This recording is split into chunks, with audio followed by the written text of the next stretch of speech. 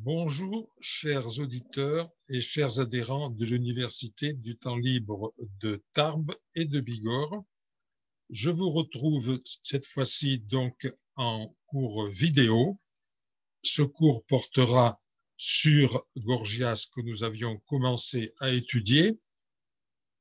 Avant d'aborder le cours lui-même, je tiens à vous dire que malgré toute ma bonne volonté pour faire cet enregistrement vidéo, jamais je n'y serais parvenu tout seul sans l'aide absolument indispensable de ma femme Nicole, qui m'a installé le logiciel, qui m'a installé également le diaporama, et donc je saisis l'occasion pour la remercier très chaleureusement de m'avoir aidé dans cette activité. Sans elle, vous n'auriez pas droit à cette vidéo ni aux suivantes. Donc, je vous disais que je reprenais le cours, je m'étais arrêté le 23 octobre. Je remonterai simplement un peu en avant. Pour le moment, vous voyez s'afficher le document Gorgias, le plan de mon cours. C'est l'un des documents qu'il vous faut absolument avoir sous les yeux, même s'il défile. Et je vous rappelle que j'utiliserai donc ce plan rapidement, les armes de Gorgias rapidement, le texte de la thèse 2, lui qui sera l'objet du cours, et puis peut-être une fiche explicative. Donc, si vous regardez le plan que vous avez sous les yeux, nous avons vu évidemment la vie de Gorgias. Nous avons ensuite commencé l'étude de sa doctrine avec le traité du non-étant. Nous avons vu donc dans le 1, le traité du non-étant 1.3, l'étude de la première thèse qui nous dit que rien n'est.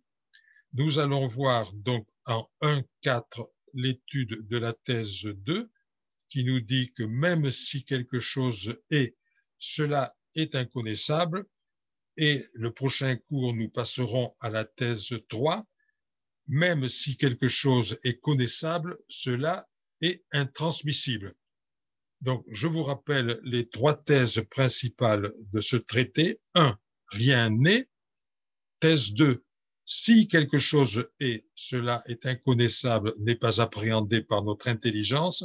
Et thèse 3, même si cela était appréhendé par notre intelligence, nous ne pourrions le transmettre par le discours. Je vais donc maintenant commenter la thèse numéro 2.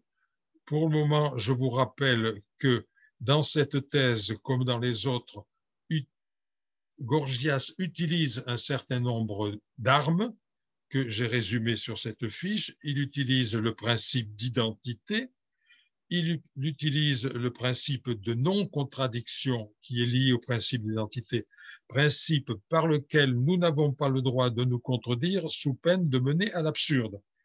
Il utilise en arme 3 la fameuse phrase de Parménide, c'est la même chose que penser et la pensée qu'il y a, ou encore, il faut que le dire et le penser soient de l'étant. Autrement dit, il y a une liaison étroite entre la pensée et l'étant, ou la pensée et l'être. Il utilise également le et à valeur existentielle.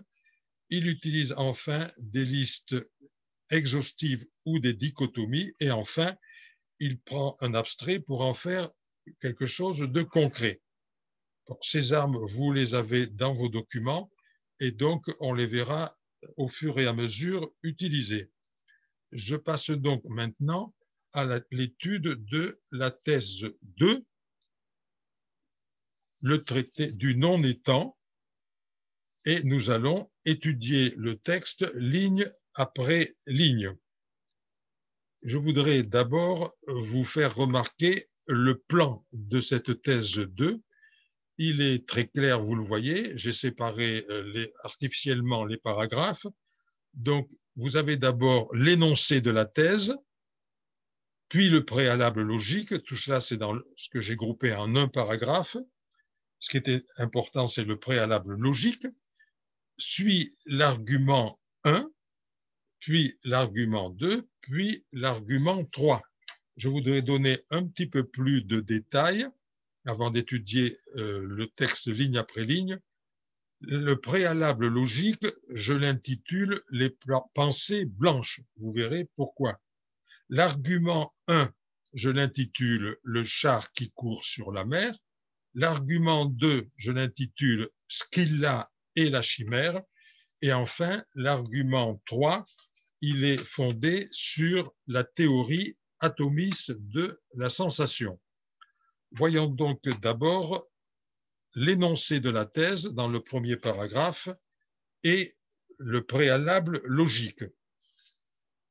L'énoncé de la thèse, vous voyez que le texte est linéé de 5 en 5, vous l'avez dans la ligne 1 à 3.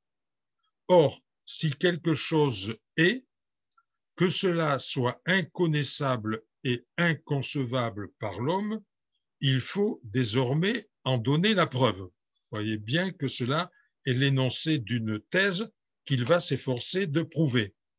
J'insiste sur deux adjectifs, l'adjectif inconnaissable, en grec agnoston, a privatif, gnoston, connaissable. Donc, une chose que nous ne pouvons pas connaître, inconcevable de nouveau, a privatif sous la forme de an, et puis épinoéton qui est concevable.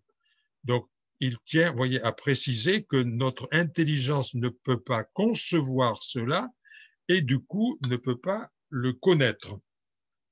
Il a dit, nous allons en donner, il faut en donner la preuve. Donc, pour parvenir à donner cette preuve, il doit nous prouver que les pensées ne sont pas des étangs. C'est ce que exprime très bien la phrase suivante de la ligne 3 à la ligne 5. Je lis, « Si en effet les pensées, dit Gorgias, ne sont pas des étangs, l'étang n'est pas pensé. » La phrase est claire, mais tout de même un peu surprenante. Et donc, pour la prouver, il lui faut établir un préalable, ce dont j'ai parlé tout à l'heure. Donc, ce premier paragraphe est conçu pour établir ce fameux préalable logique. Autrement dit, la force logique de ce préalable contraindra le lecteur à admettre les arguments que Gorgias va ensuite développer.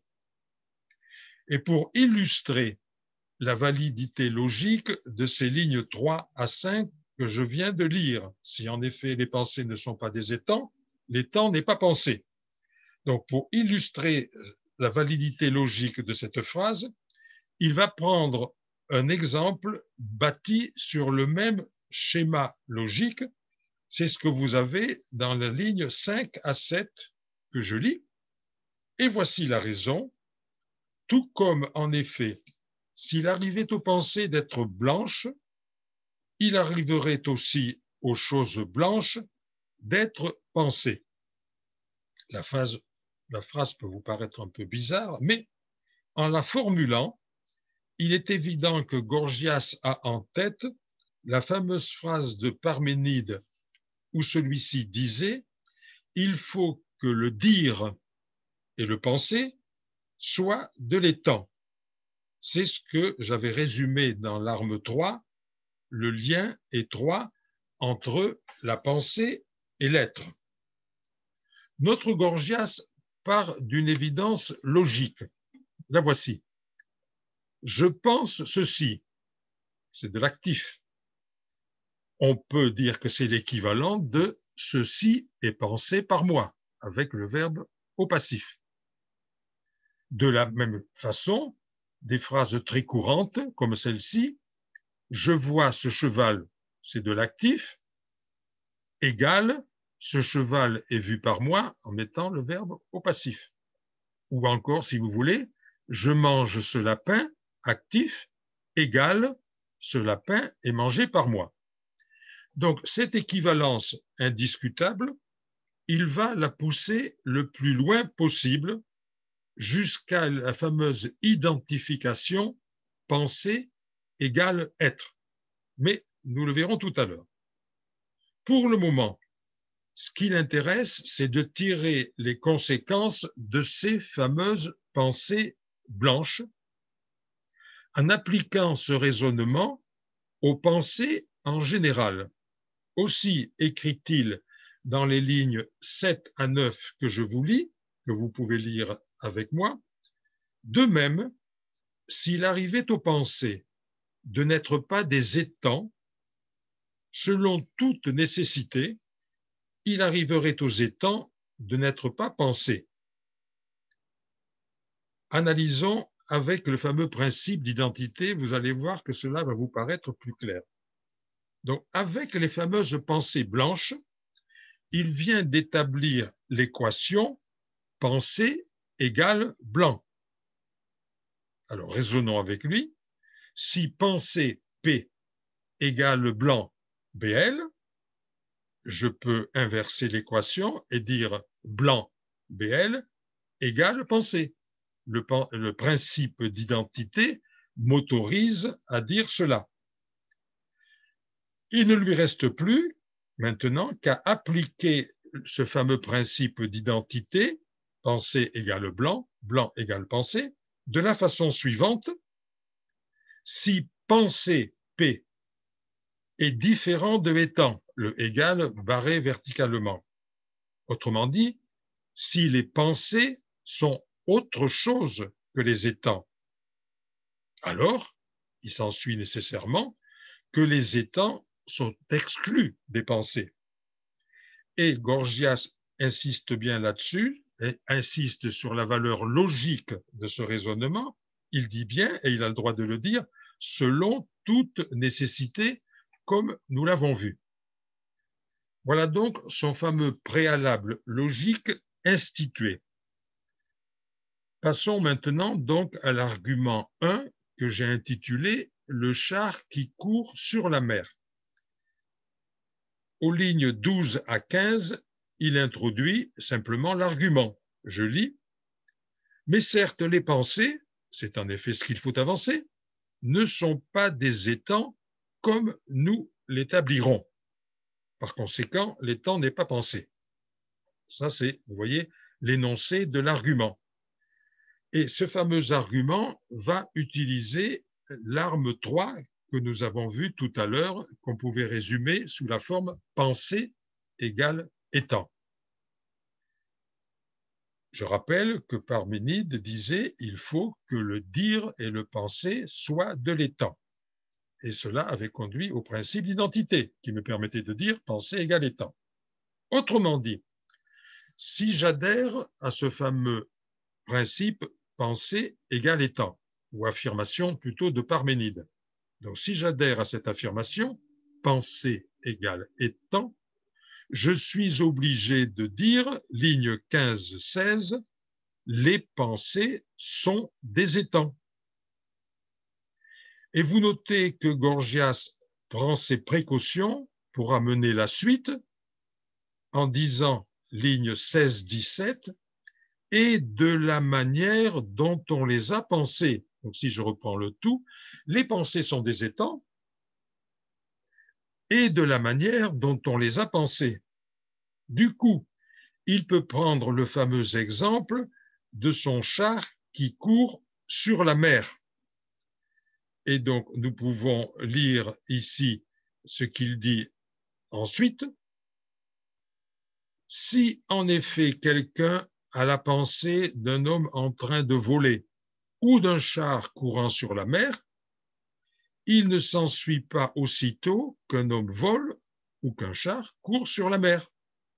Conséquence, de telle sorte que les pensées ne sont pas des étangs. Donc, je me résume, à partir du moment où, finalement, dit Gorgias, vous adhérez à Parménide avec l'équation pensée égale étant, vous arrivez nécessairement au fameux char qui court sur la mer, lequel vous êtes ensuite obligé de refuser, mais vous adhérez à cela. Passons à l'argument 2, dans lequel, donc, il va utiliser le principe de non-contradiction. Je vous rappelle que ce principe nous interdit de nous contredire sous peine d'arriver à l'absurde. Donc, il part d'une hypothèse logique que vous avez aux lignes 22 et 23. Si les pensées sont des étangs, les étangs ne seront pas pensés. Il faut reconnaître que cette hypothèse est irréfutable au nom du principe de non-contradiction. Si les pensées sont des étangs, le principe de non-contradiction m'interdit de dire les non-étangs, voilà, ne seront pas pensés. Ou les non, je suis obligé de dire, pardon, que les non-étangs ne seront pas pensés. Présentant les choses autrement, si je dis, en les simplifiant, si je dis pensée, P égale étant, ET, je ne peux pas dire pensée égale non-étant, NET. Si je dis pensée égale étant, appelons cela alpha. Pensée égale non-étant, appelons cela bêta. Donc, le principe de contradiction, de non-contradiction précisément, m'interdire de prononcer la phrase B, pensée égale non-étant. Or, les contradictoires, puisque nous en avons un ici, s'excluent mutuellement. Autrement dit, si l'un des contradictoires, puisqu'évidemment je n'en peux en avoir que deux, si l'un des contradictoires est vrai, l'autre est nécessairement faux. C'est ce que dit, de façon, c'est vrai, un peu obscure, la phrase suivante, 23-24. Les contraires, en effet, arrivent au contradictoire ou bien adviennent au contradictoire. Ce que vous pouvez donc lire aux lignes 23-24. Vous lisez arrive au contraire, mais contradictoire, en l'occurrence, c'est la même chose en grec. Comme le grec, vous voyez, à mon avis, est plus clair que le français, les contraires, en effet, arrivent au contraire. C'est un petit peu obscur. Donc, regardons un peu le grec. Le grec emploie ici le verbe sumbébeke que je vais traduire. Donc, avec ce fameux verbe sumbébeke, voici ce que le grec dit. Je l'analyse.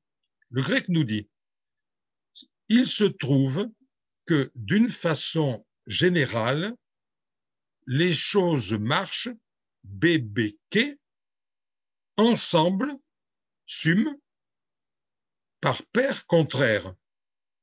Je pense que cela est beaucoup plus clair. Le grec nous dit, voilà, il se trouve que c'est ainsi, les choses, d'une façon générale, marchent, ce que dit très bien bébeke, c'est un fait, elles marchent ensemble et elles marchent par paire contraire.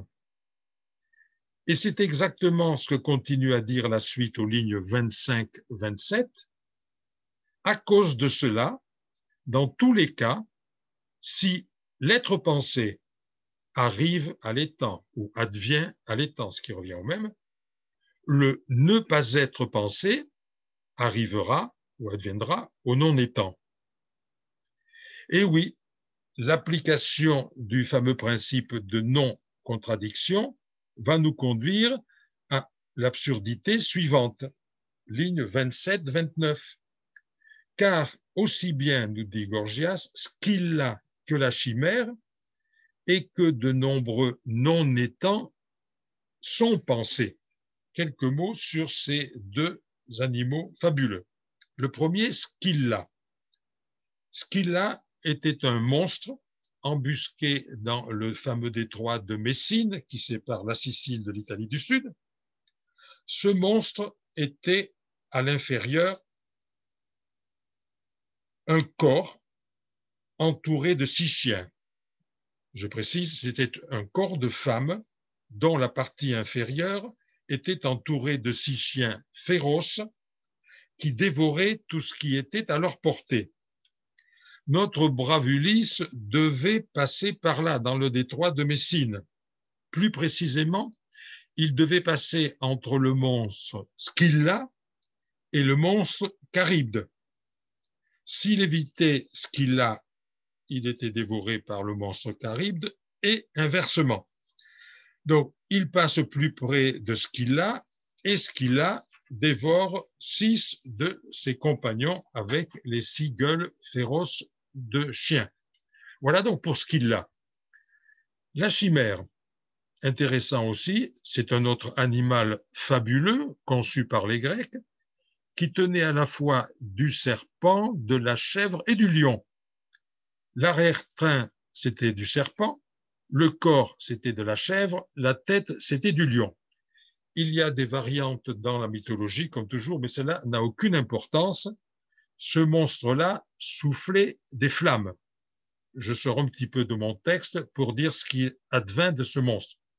Il fut tué par un héros célèbre de la mythologie grecque, Bellérophon, monté sur un cheval que tout le monde connaît bien, appelé Pégase.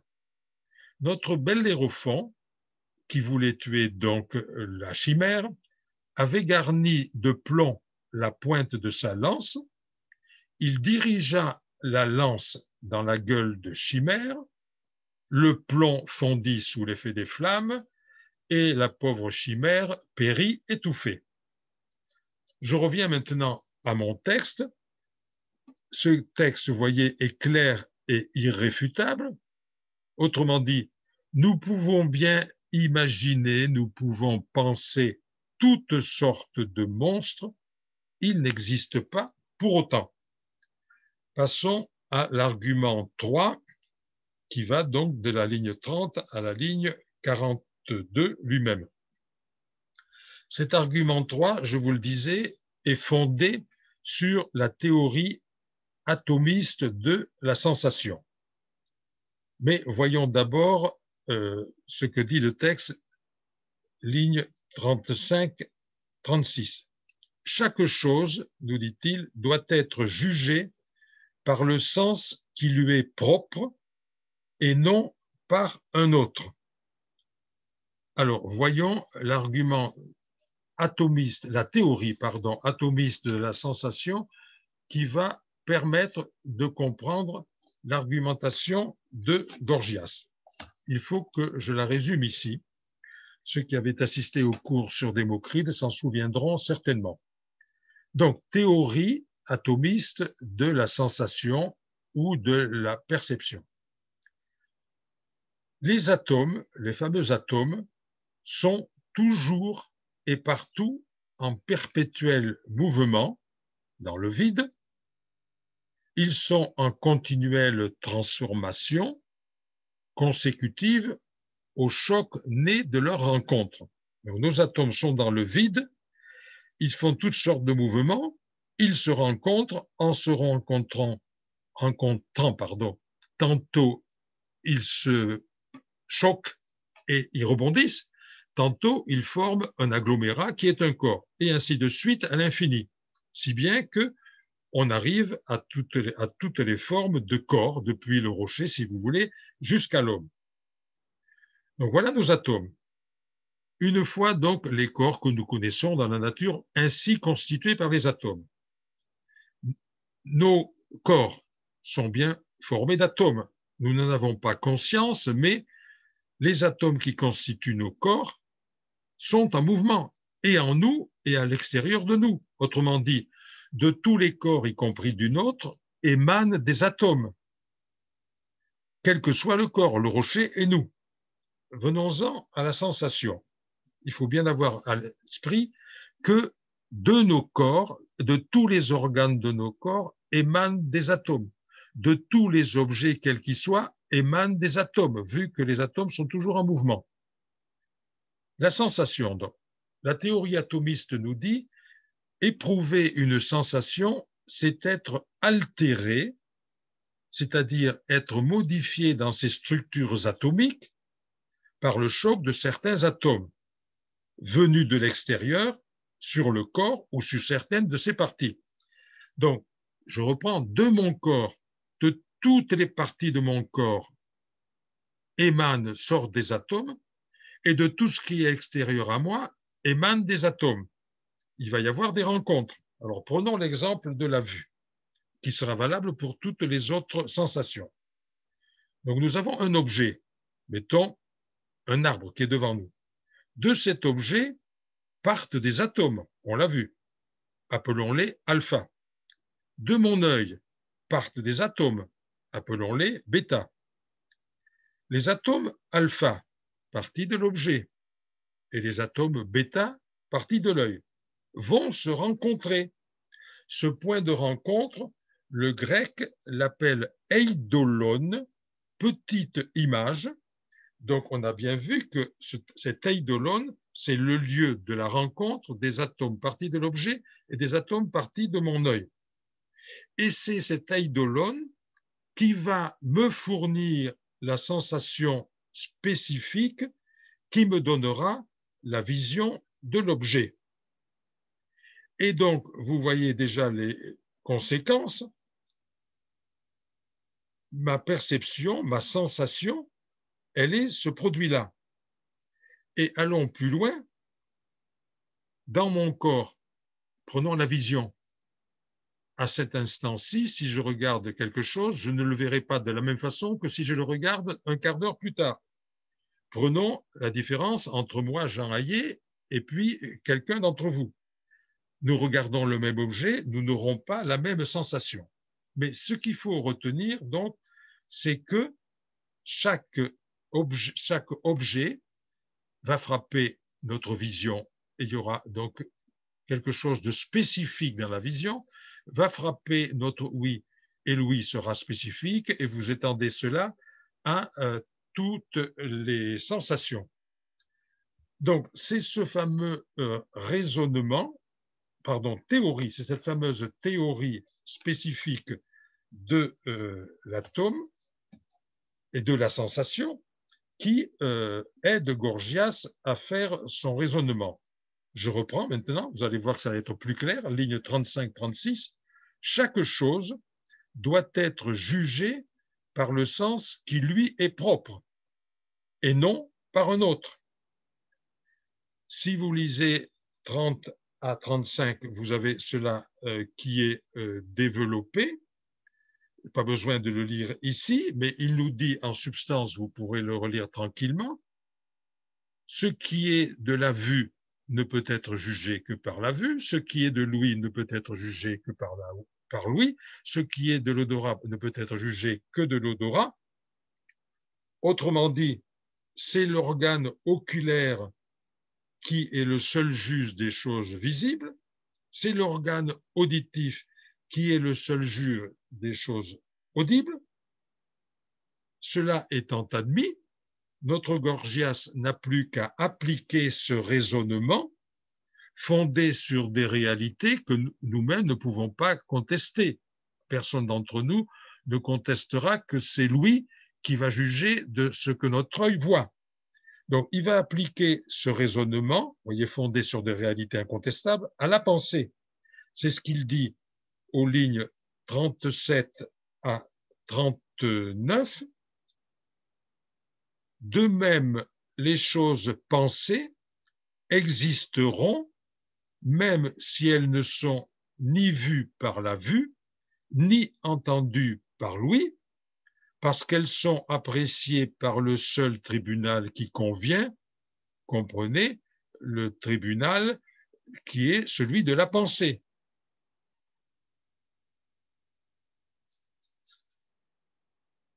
Ce raisonnement, donc, vous voyez, appliqué à la pensée, lui permet de dire aux lignes 42-44, l'étant n'est pas pensé et il n'est pas appréhendé. Peut-être ai-je été un peu rapide sur la fin, mais vous avez bien vu l'argument essentiel.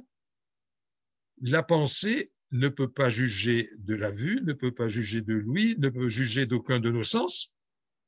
Et donc, comme la réalité extérieure ne nous est connue que par nos sens, au nom de ce principe que la pensée ne peut juger que ce qui est de son domaine, que chaque sens ne peut juger que ce qui est de son domaine, eh bien, à ce moment-là, l'étant, donc tout ce qui est extérieur, on est bien obligé de dire que cela n'est pas pensé, ou comme il dit encore, ce qui revient au même, n'est pas appréhendé par notre pensée.